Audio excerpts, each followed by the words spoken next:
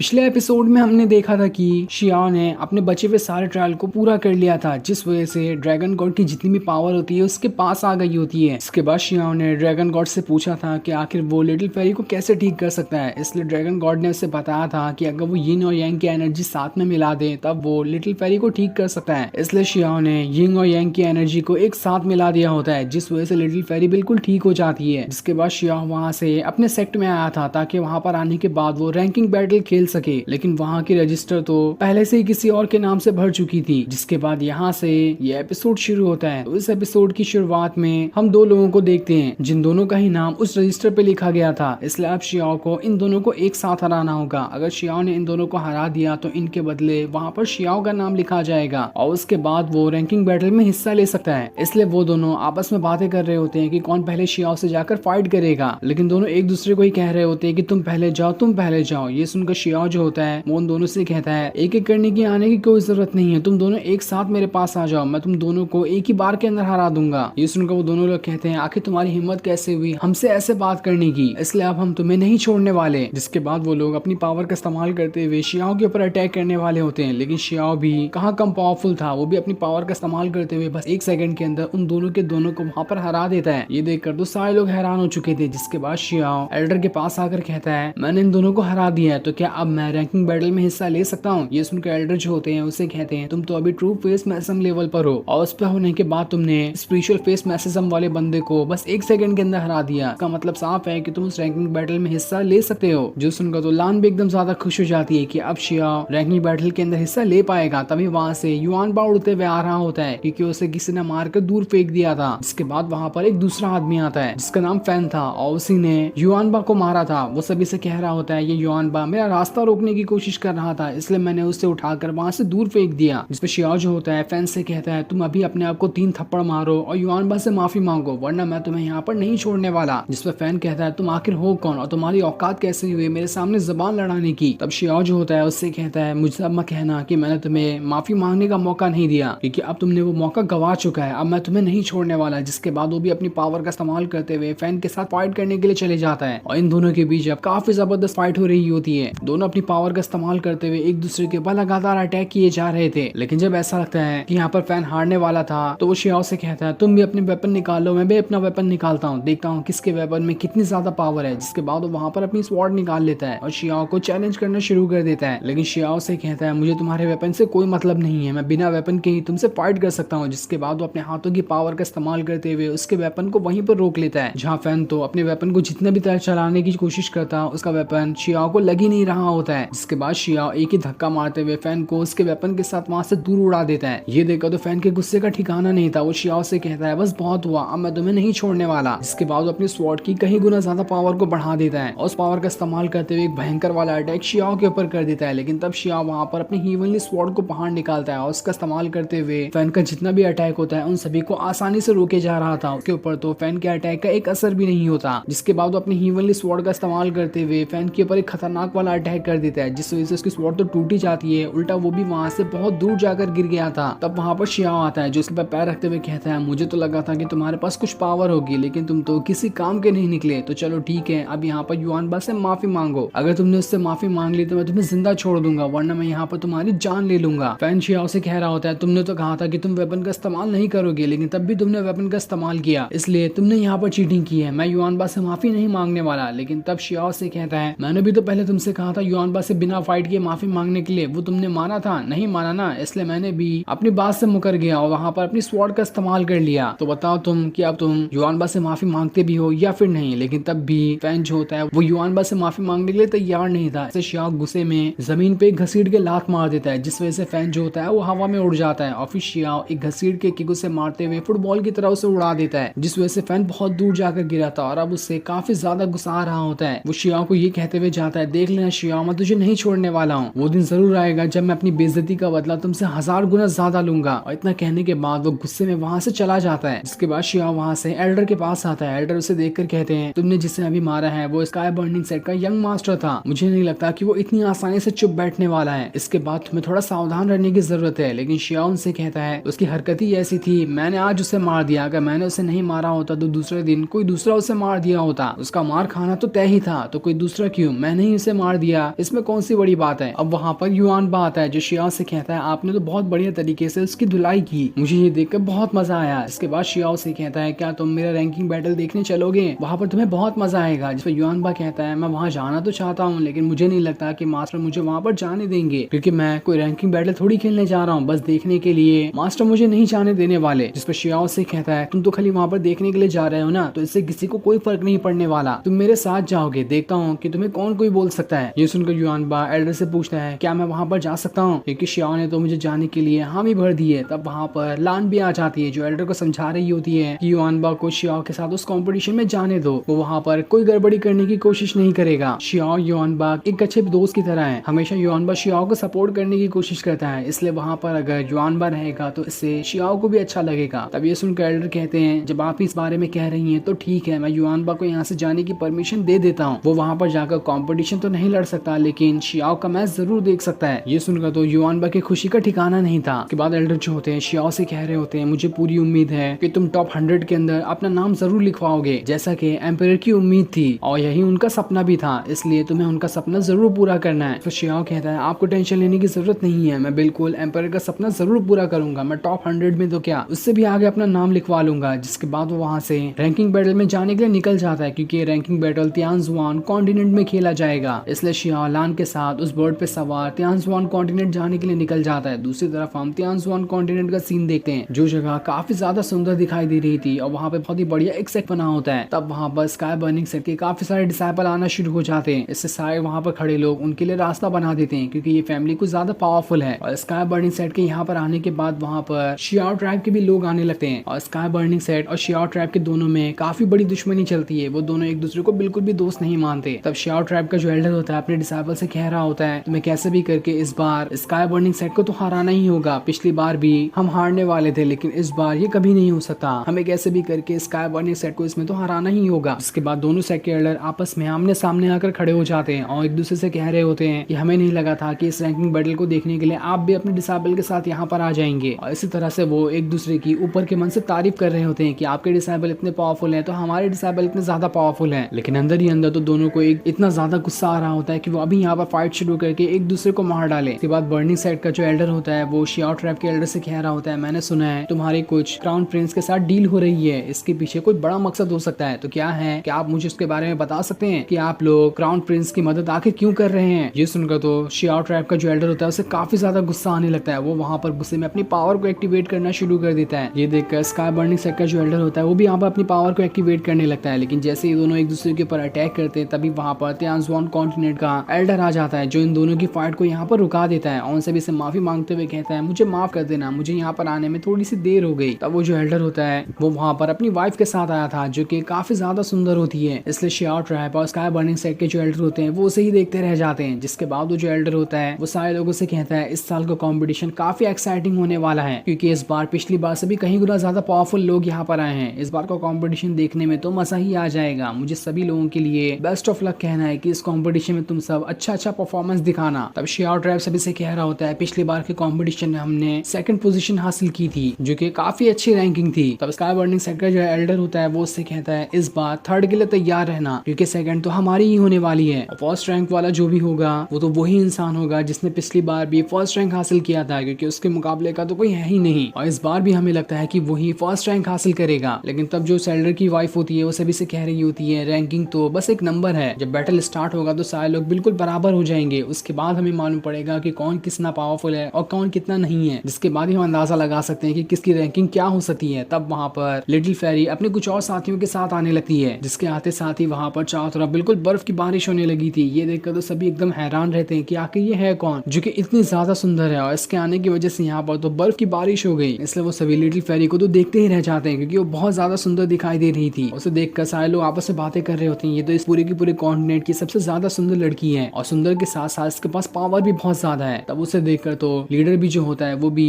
Little fairy के बारे में पूछने लगता है कि आज आप यहाँ पर आई हैं, आपको देखकर तो काफी अच्छा लगा, आप तो ये रैंकिंग बैटल पहले से भी कहीं गुना ज्यादा सुंदर होने वाला है। लेकिन एल्डर की ऐसी बातें सुनकर उसकी जो वाइफ होती है उसे थोड़ा थोड़ा गुस्सा आने लगता है कि जब से इसने लिटिल फेरी को देखा है तो उसी के बारे में बातें कर रहा है, इसलिए वो लिटिल फेरी के पास आती है और उससे कह रही होती है तुमसे मिलकर मुझे भी बहुत ज्यादा अच्छा लगा, तुम तो सच में काफी ज्यादा सुंदर हो। जिसके बाद वो गुस्से में उसके ऊपर अटैक करने के लिए जाने वाली होती है, लेकिन एल्डर जो जो होता है उसे रोक लेता है। उसके बाद वो सारे लोगों से कहता है आप सभी यहाँ पर काफी दूर से आए हैं, इसलिए चाहो तो आप सभी यहाँ पर आराम कर सकते हैं क्योंकि रैंकिंग बैटल कल शुरू होने वाला है और आज रात तक आप लोग आराम कर सकते हैं क्योंकि कल आपको काफी ज्यादा मेहनत करनी होगी। ये सुनकर लिटिल फेरी जो होती है वो सभी अपने साथियों के साथ वहाँ से आगे बढ़ना शुरू कर देती है। जिसके आगे बढ़ता हुआ देखकर उसकी जो साथी होती है उससे कहती है पिछले कुछ टाइम से मैं आपको देख रही हूँ, आप काफी ज्यादा परेशान रह रही हो, आखिर बात क्या है? और परेशान रहने के बाद आप अचानक से यहाँ पर आ गई ताकि रैंकिंग बैटल देख सके। मुझे तो इन सारी चीजों के पीछे कुछ गड़बड़ी लग रही है, तो आप क्या मुझे बता सकती हैं कि इन सभी के पीछे आखिर वजह क्या है? क्या कोई ऐसा इंसान है जिसे देखने के लिए आप यहाँ पर रैंकिंग बैटल में आई हो? जिस पर लिटिल फेरी कहती है तुम्हें कुछ भी गलत सोचने की जरूरत नहीं है, यहाँ पर काफी सारे नए टैलेंटेड लोग आएंगे इसलिए मैं उन्हें देखने के लिए यहाँ पर आई हूँ और इसके अलावा मेरा कोई भी मतलब नहीं है यहाँ पर आने का। लेकिन दूसरी जो साथी होती है वो लिटिल फेरी से कहती है मैं समझ चुकी हूँ कि आप यहाँ पर झूठ कह रही हो, लेकिन तब भी मैं आपको यहाँ पर फोर्स नहीं करने वाली कि आप सच में बता दें कि आप यहाँ पर किस लिए आई हैं। अगर आपको नहीं बताना तो आप बिल्कुल नहीं बताएं। तभी वहाँ पर शियाओ और बाकी लोग भी आने लगते हैं जहाँ शियाओ के साथ लान होती है और उसे देखकर तो वो मास्टर काफी ज्यादा गुस्सा हो जाता है जो कि लान के साथ शादी करना चाहता था। तब उसे देखकर शियाओ ट्राइब के भी जो लोग होते हैं वो भी कहने लगते हैं ये तो